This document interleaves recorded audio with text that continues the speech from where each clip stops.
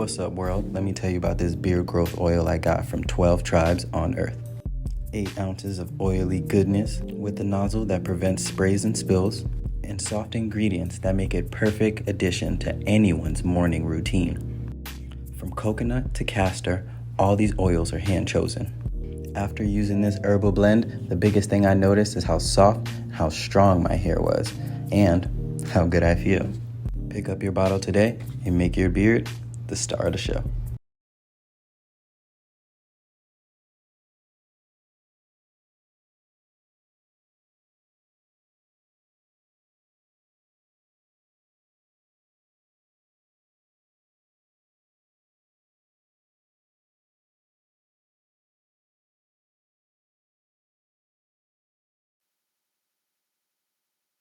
Ladies and gentlemen, looks like the US is closing down a lot of their embassies.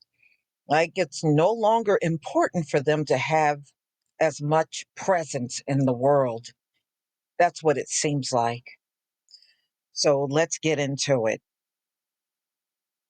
So the Trump administration plans to close 30 US embassy.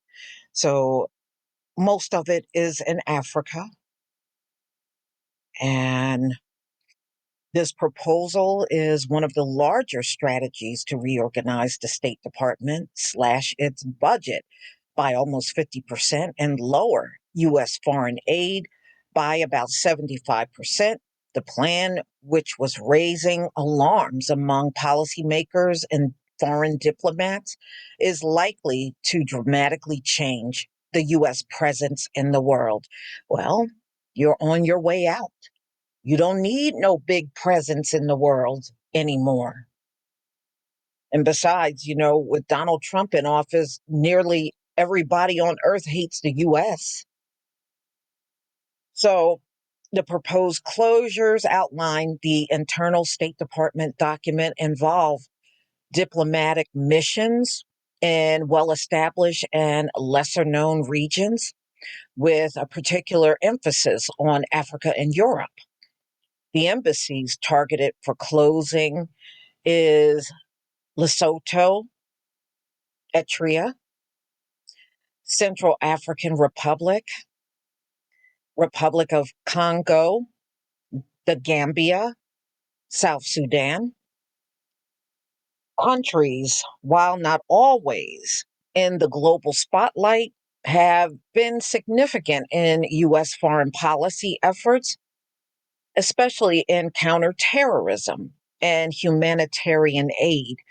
Well, yeah, I mean, you closed down the USAID, so those areas where you were given aid, maybe you just don't need those embassies anymore. Apart from closing embassies, the plan also calls for the closure of several consulates in a strategic location. So, where Durban, South Africa, Cameroon, just to name a few. All right, so closures, however, are not just exclusive for Africa. Some European countries, such as Malta and Luxembourg, are also on the list for embassy closure. Consulates in major cities throughout France, Germany, and other regions of Europe and Asia are also being looked at for closure. So the Trump administration push to downsize its diplomatic footprint comes at a time when global geopolitical dynamics are shifting. In Africa, for instance, U.S. influence have been increasingly challenged by the growing presence of China. Yeah, that is true. That is very true. So look like the U.S. may be fading away on a global level, not going to be quite as visible as they were before. But then again, why would you? You're on your way out. Why would you? You don't need no big presence on the earth, just like you don't need more children. You're on your way out. Closing that many embassies and consulates would also have long-term effects on U.S. foreign aid. While the Trump administration moves ahead with its agenda to reduce the size of the federal government, the destiny of U.S. foreign policy remains in limbo.